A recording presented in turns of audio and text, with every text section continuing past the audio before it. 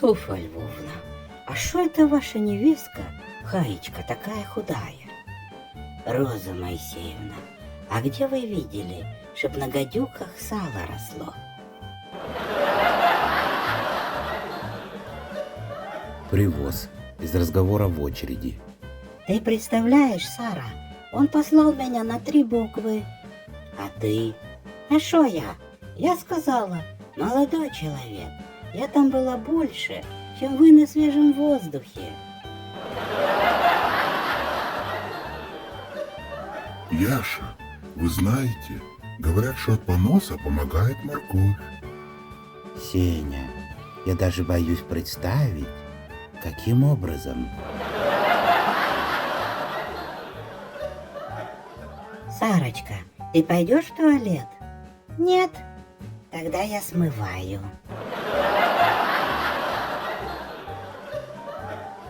Изя, что ты делаешь? Учу алфавит Брайля для слепых. Зачем? Ты ведь прекрасно видишь. Тогда я смогу читать, не включая электричество. Одесса. Фима, и где ты познакомился с такой девушкой? Как где? На Дерибасовской, под фонарем. И шо, фонарь тогда не работал? Мальчик Яша пришел с папой в гости к тете Песе.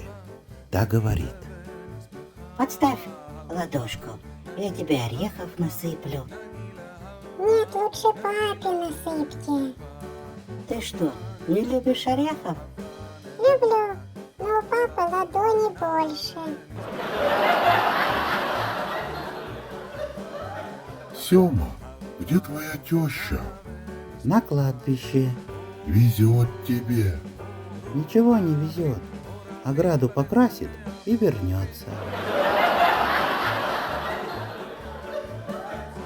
Скажите, Моня, а вы верите, что у нас победят коррупцию? Верю, Сёма.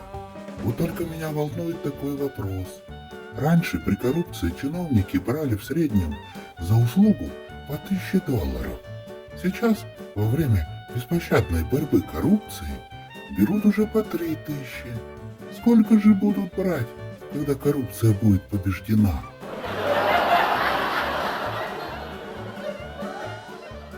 Одесса привоз. Мадам, купите живых раков. Ой, деточка, живых в кипяток бросать жалко. А вы глаза закройте, когда варить будете. Шо, каждому. Одесса. Портной Либерман, которому Рабинович долго не оплачивал счет, решил пойти к нему домой и потребовать денег.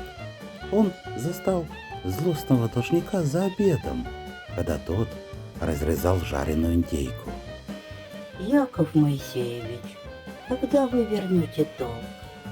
Потерпите, друг мой, еще немного. Я сейчас на мели. На мели? А так и кушаете индейку. Бедная птичка, мне нечем было ее кормить. Кушайте, гости дорогие, кушайте. Семга, сервелат, буженина, а вот икра для тех, у кого совсем нет совести. Одесса. Молодой человек заходит в магазин головных уборов. Долго выбирает и, наконец, говорит: Дайте мне посмотреть вон ту кепочку. Старый еврей за прилавком поворачивается и дает брошенный товар. После чего отворачивается от покупателя и продолжает заниматься каким-то своим делом. Покупатель примеряет кепку, смотрится в зеркало. В это время еврей поворачивается опять к прилавку и так испуганно говорит: А где этот жлоб, что просил у меня кепочку? Покупатель в шоке. Так это я. Продавец: Граф, вылитый граф, чтоб я так жил.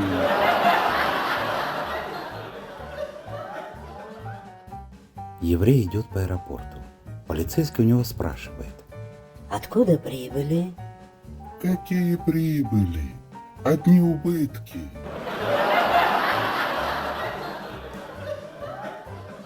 И поверь старому еврею, Фима, чем дольше ты откладываешь поиски невесты, тем более сомнительным будет прошлое твоей жены. Сарочка, в Индии вы были бы очень уважаемы, если не сказать священны. Одесса, 1975 год. У командировочного сломались часы. Заходит в универмаг и видит будочка. А в будке сидит старый еврей, а на витрине стоит будильник. Почините мне, пожалуйста, часы. Молодой человек, я не чиню часы. А что же вы тут делаете? Я делаю обрезание. Я здесь сижу. Кому надо, приходят за мной и приглашают. Я иду. А почему же у вас на витрине часы? А что бы вы хотели, чтобы я на витрине повесил? Организовали публичный дом, а он доходов не дает. Одни убытки. Обратились к старому еврею. Что делать? Мы уже и мебель поменяли, весь интерьер, и евроремонт сделали, а результат все тот же. Когда-то, до революции, тетка моя держала бордель. Так когда доходы снижались, она не мебель меняла, а кадровый состав. Диалог на привозе. Ой, что-то ваша скумбрия не золотится. Дамочка, вы собрались на нее желание загадывать? Или таки покушать? Одесса, 1975 год. Еврей пишет письмо за границу своим родственникам. У нас тут все хорошо. Вот купил курицу на базаре за 15 рублей. Письмо распечатали чекисты. Вызвали еврея в органы и ругают. Зачем вы пишете, что у нас такие дорогие продукты? Он снова пишет. Вы знаете, у нас тут все хорошо. Пошел на базар, а там слон продается за 10 рублей. Да что там слон? Я доплатил еще 5 и купил курицу. Изя, раньше я удалял зубы в бесплатной поликлинике, а вчера пошел в платную. Знаете, там оказалось в 2 раза больнее. Это почему, Сема? Так у меня же вырвали не только зуб, но еще и деньги. На балкон выходит еврейская мама и кричит. Аркаша, домой. Мальчик поднимает голову и кричит в ответ. Мама, я что, замерз? Нет, ты хочешь кушать. Умер старый еврей. Вскрыли его завещание, читают. Дочке моей, Сарочке, оставляю 100 тысяч долларов и дом. Внучке моей, Розочке, оставляю 200 тысяч долларов и дачу. Зятю моему, Шмулику, который просил упомянуть его в завещании, упоминаю. Привет тебе, Шмулик. Сёма, чего мучаешься? Почему не спишь? Уже 2 часа ночи. Спрашивает его жена. Сёма отвечает.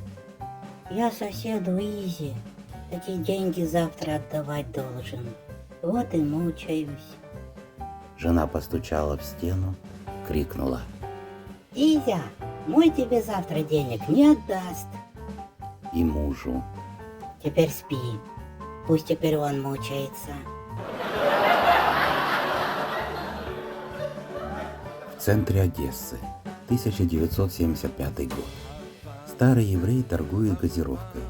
Жара. Очередь. Мне, пожалуйста, стакан газировки.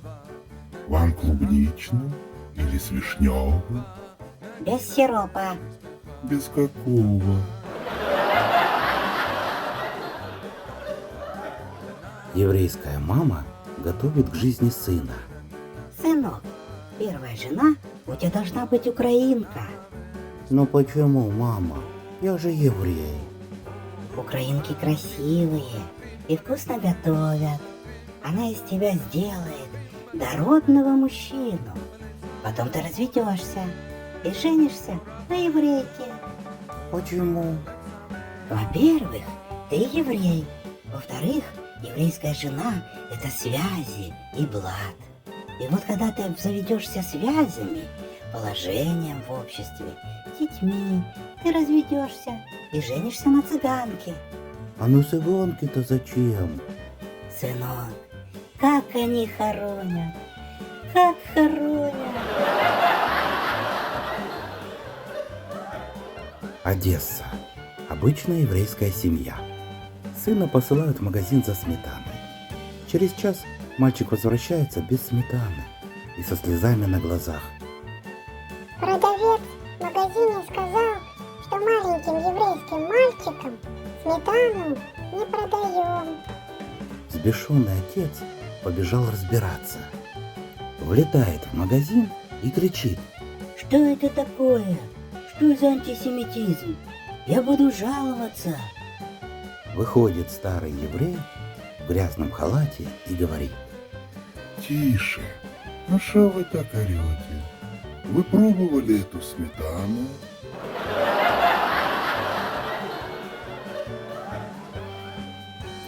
Как говорила мудрая тетя Циля, в жизни за все нужно платить, чтобы не быть должниками.